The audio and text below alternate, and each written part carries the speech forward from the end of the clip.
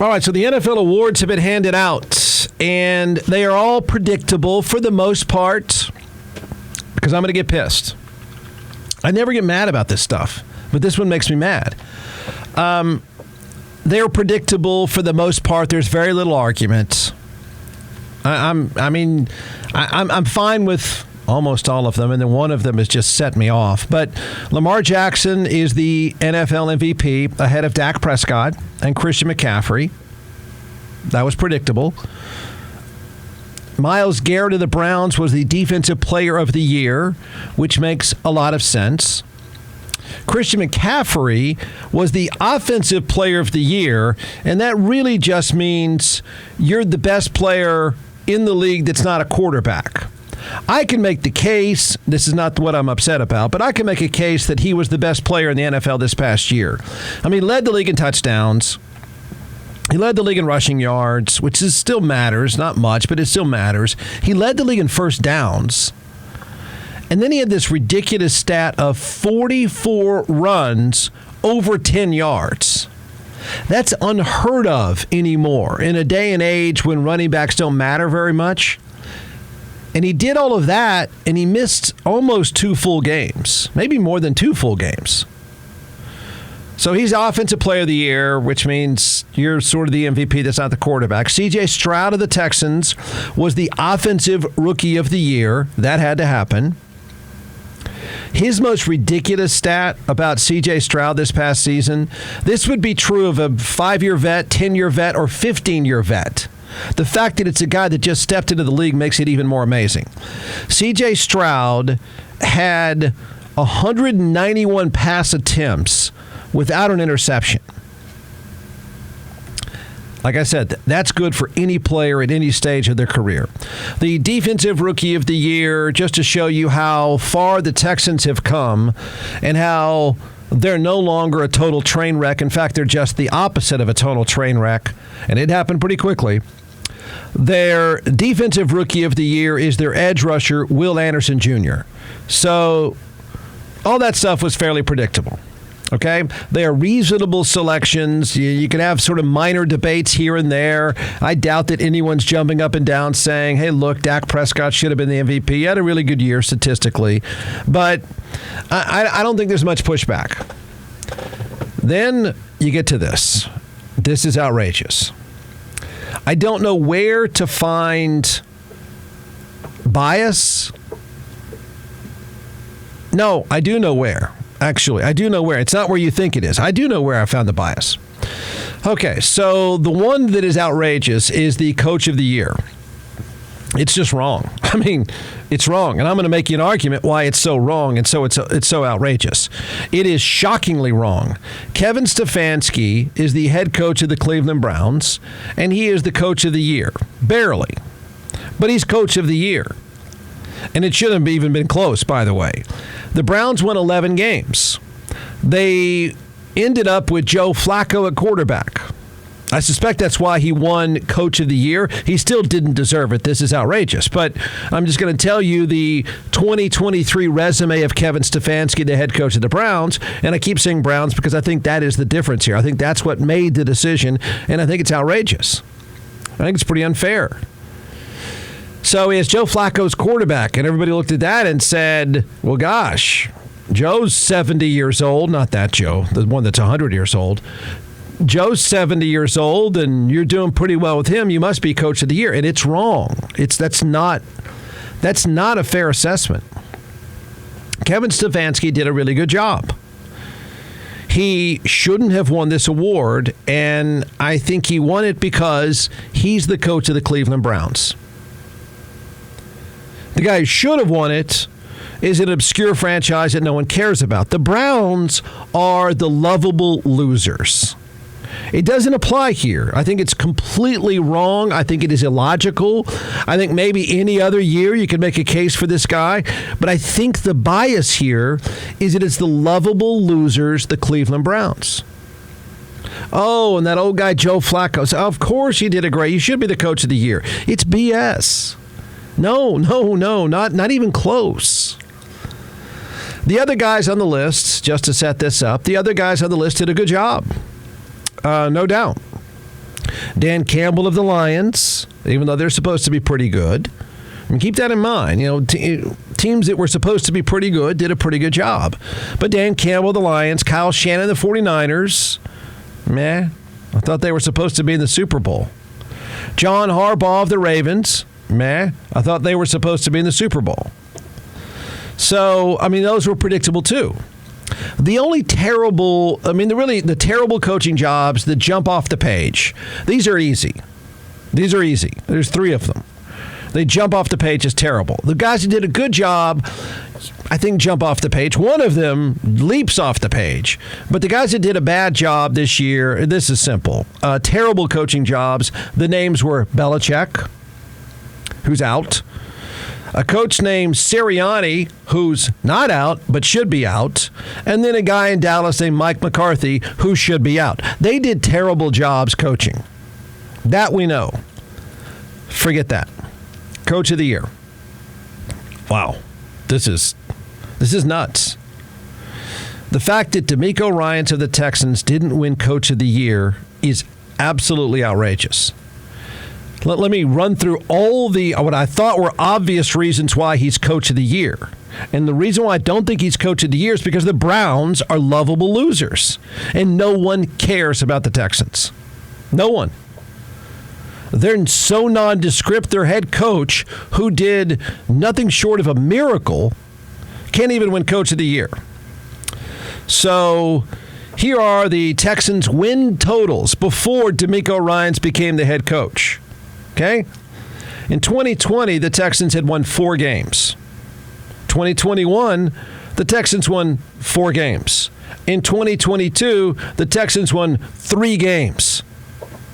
His first year as the head coach of the Texans, a dumpster fire of a franchise that gets everything wrong. They've been a joke. Did you not hear the win totals? 4, 4, and 3. They won 11 games this year. They had an 8-game turnaround. Now tell me, everyone, how it is you have an 8-game turnaround and you're not Coach of the Year material? I'd like to know. How do you go 4, 4, and 3 and wins? A dude shows up and he wins 11, and I'm not even finished with what else they did. It's an 8-game turnaround. How are you not Coach of the Year material?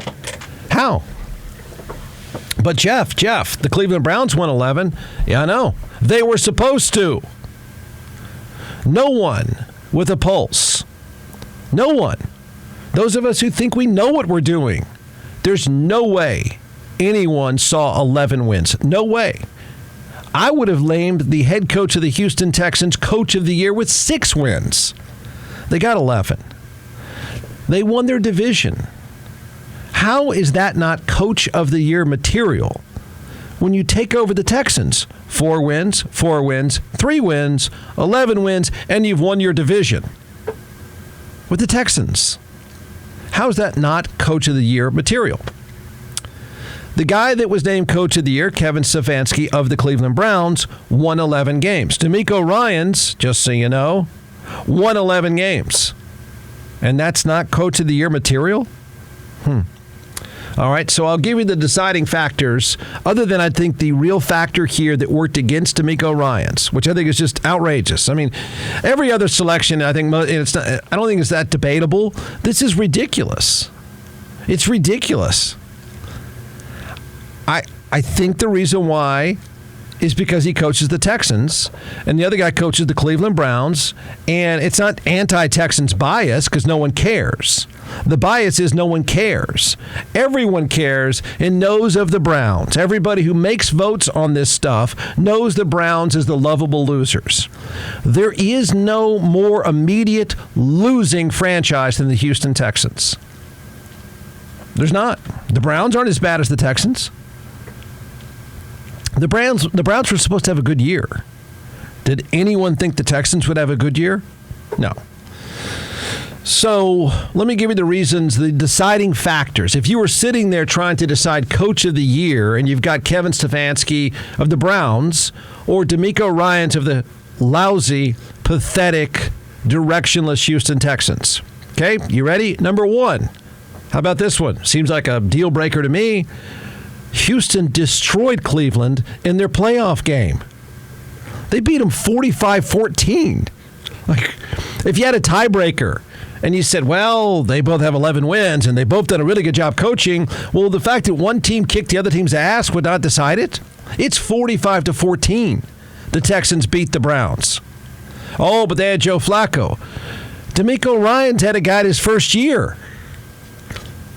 You've got to be kidding. 45-14. Texans v. Browns.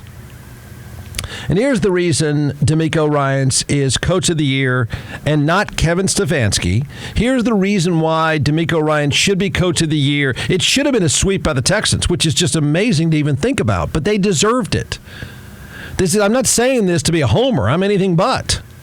I'm saying that this is absurd that a guy that took over a franchise that was lost 4 wins, 3 wins, and then they won a division title with a rookie quarterback. But here's the real reason he should win and nobody else should even be in the ballpark. The Cleveland Browns were supposed to be good. The 49ers were supposed to be a Super Bowl team. The Ravens were supposed to be a Super Bowl team. Practically, the Lions were supposed to be a Super Bowl team. The Cowboys were supposed to be Super Bowl. I mean, we can go down the list. Okay? The Houston Texans were expected to be trash again. Again. They were on the board, because I bet against them. They were on the board for the betting public at a win total of 4. 4. And it's a pretty reasonable number because that's usually what they do. 4. And they won 11 and destroyed Cleveland. Are you kidding me? The Texans, had I said, and most normal people would have said, it's a really good year if they win 6. I think I made a joke that you should build a statue of someone who coaches the Houston Texans and wins 6 games. Well, they won their division, won 11. They played the Baltimore Ravens in round 2 of the playoffs and played them off their feet for a half. And he's not Coach of the Year. When they were on the board to win 4. I'll take it further. And again, I've ripped the Texans for as long as I can remember for good reason. Of anybody of anyone who deserved the award from the Texans organization, it was DeMeco Ryans. I mean, this is, of all the awards that were handed out, I think this one was the easiest to select. This wasn't just one of the best coaching jobs. No, this wasn't just the best coaching job of 2023. Okay? And I'm not kidding about this. It wasn't just the best coaching job of 2023. It was one of the best coaching jobs of the last 10 to 15 years. It was a close vote. Yeah, I think a difference of 1 vote between Stefanski and DeMeco Ryans. But I don't care. It's outrageous that DeMeco Ryans is not Coach of the Year.